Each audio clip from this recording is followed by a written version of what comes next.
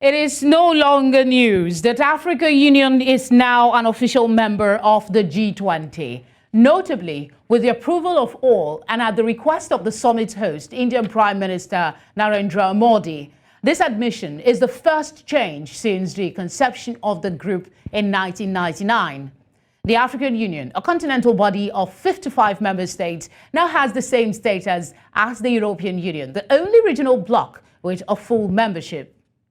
Comprised of 19 nations and the EU, Africa had only been marginally represented within the G20 through South Africa's seat and the AU permanent guestship. It is believed that the inclusion of the AU strengthens the G20's role as a platform for addressing global economic issues comprehensively. Now, once the celebrations are over, the question is, what comes next? Is the AU ready to assume greater responsibilities at the global level? How can it optimize the G20 membership to benefit Africa? One slot in the second half samples the view of an expert economist to deepen our understanding of the matter. I'm talking about Rugare Mukanganga. Thank you very much for joining us, sir. Good evening to your viewers. How big a deal is this membership? There's so much hump and pageantry about it.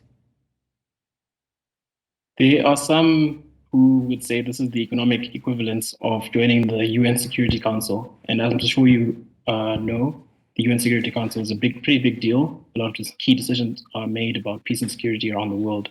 But on the economic front, you're looking at an international body that has, let's say, by looking at gross domestic product, you're looking at 70, maybe 80% of the world's GDP is represented within the G20. So it's important that Africa, through the AU, be represented in such a key decision-making body and through the forum of the G20 and the G20 summits. The introduction of the AU is not really something that was anticipated to result in a change in the G20's name. But should it change to reflect Africa's membership, maybe G21 now? Well, representation matters, and that comes from issues like identity. But what I think of recent developments, you have BRICS and the addition of Egypt, from Africa at least, Egypt and Ethiopia, as well as the other members that were added. Should we also expect that BRICS rename itself from January 2024? It could be the case, but we also have international blocs like OPEC. Formally, it's OPEC, but you've got OPEC Plus through the non-members that are aligned with the members in the way they do strategic supplies of oil on the international market. So it'll be interesting to see if the AU pushes for renaming of this new body, maybe G21, as some have said, or completely renaming it. But I think it's more important that we've made the step to be included in the G20. The renaming of it and the identity and labeling of it will be a separate conversation going forward. Yeah, in your thinking, that is something that should be strongly considered to show that inclusiveness, right? I think so, yes. Okay, has Africa been playing any role in shaping the G20 agenda and priorities before now? And then do you think there will be an amplification of that, or this is the time that Africa will begin to be actively engaged with the policies and agenda of the G20? To some extent, we've kind of been on the sidelines. Yes, the G20 has acknowledged in different ways the need for representation of a huge bloc like the AU. But going forward, I think we'll have an increasingly important role to play through our membership and representation of over 1 billion people and their interests, the interests of the 55 members of the AU. So going forward, I think our interests will be put forward more on the global stage. Decisions about us and relating to us will not just be made for us, we'll have a say in how things like that happen and how we shape the direction of the world economically, politically, and in other aspects. AU having a say has always been something that people have expressed different views about. They say that AU doesn't seem to speak with one voice. Some question whether the AU can speak for Africa in a single tone. They cite instances like some of the recent coups we've had, the recent actions like the handling of the Ukraine crisis, where you have different African countries having different position. What do you think? Do you see that changing? What is the possibility actually of something really marginal coming out of this membership? As you correctly pointed out, you get forums like the United Nations General Assembly and the voting. You see it's pretty clear in the different voting patterns that there has been non-alignment for various reasons between African countries. So now that we're supposed to speak as one within the G20. It'll be a key test, I think, going forward, that we unite our interests, speak as one, and especially on an international and influential body like the G20. It'll be very important that we come together and we find common ground. And I don't think we'll have the luxury of time, to be honest, because some of these decisions and developments happen pretty quickly. So we'll have to find a way to, as the AU, to speed up some of the decision-making processes and consultations between regional economic communities and different countries at like heads of state level, finance minister level, at central bank level, to put forward one position, one stance, going forward. I think that'll be very important and will be a key test. Maybe understanding the potential economic benefits of Africa being a part of the G20 will speed action, so to speak. What, in your views, are the economic benefits that should be encouraging a more inclusive and single decision-making for the continent when it comes to their participation with the G20? One of the biggest ones, I think, is through trade, because if you're looking at Africa, we have the biggest continental free trade area, the AfCFTA. And if we analyze the recent data on trade relationship between Africa and G20, let's say 2020, 2021, or even if we stretch far back, our relationship as a continent and different countries has been, there's a lot of room for improvement.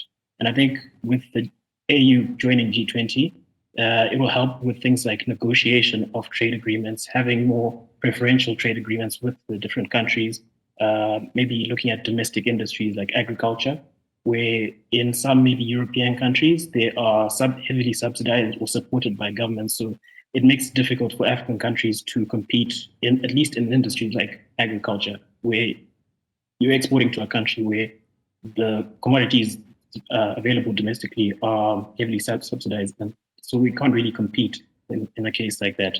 So I think, trade will be an important forum for us, or avenue for us to push forward and improve our economic gains from this new development. African countries are known to be knee-deep in debt. Will there be any benefit in that regard to their participation in the G20? Will this impact maybe their debt management strategies, maybe improve on financial stability for some of these African countries that are in the AU? I think it will contribute to an improved position. I wouldn't expect it to lead directly, like overnight, to financial stability. These are kind of medium to long-term kind of outcomes we should expect. But it has to be an intentional outcome that we have to plan for and strategize and act on now, take steady steps to realize these benefits. But having this kind of platform, this influential and important platform, it gives us room to bring up the conversations like the reallocation of special drawing rights, as maybe you've heard of. This is an ongoing conversation. Some countries like China and I believe France have expressed interest in rechanneling their surplus special drawing rights from the IMF to Africa and African countries.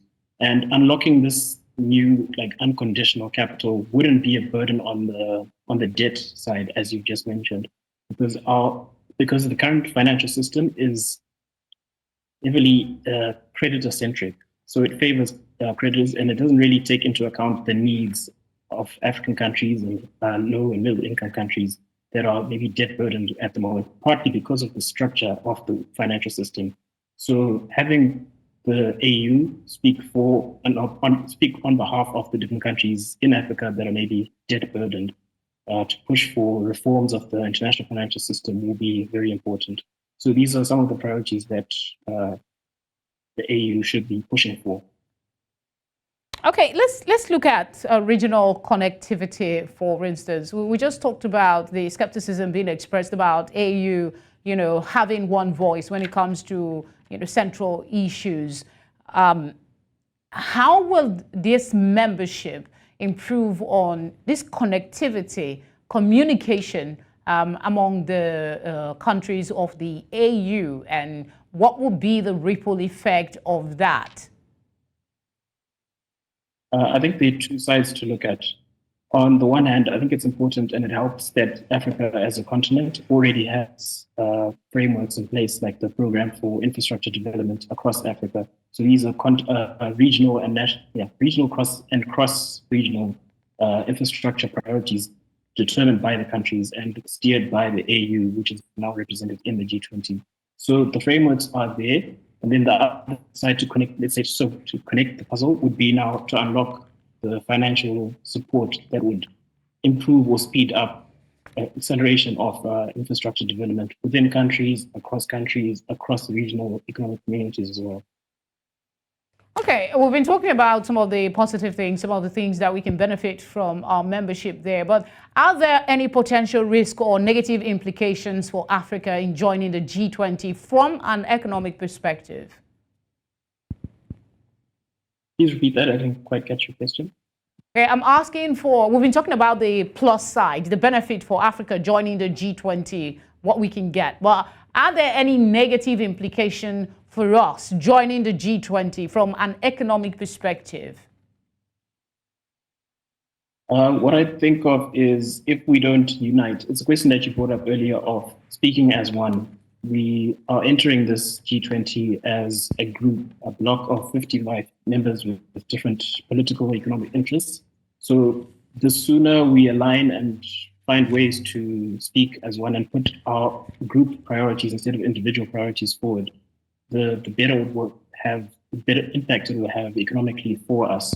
But again, with misalignment, I think that's a risk that we have. Or the longer it takes for us to align and speak as one, that is another potential risk and challenge. And I think it will be important for the AU to get going very soon. This is still a new development. We have had this announcement. It's less than a week, 2 weeks old. If we can come together and make it clear to the rest of the world, to the other G20 members, this is how the AU proposes to be part of the G20, and this is how it will be structured. These are the different representatives that will be part of the different summits.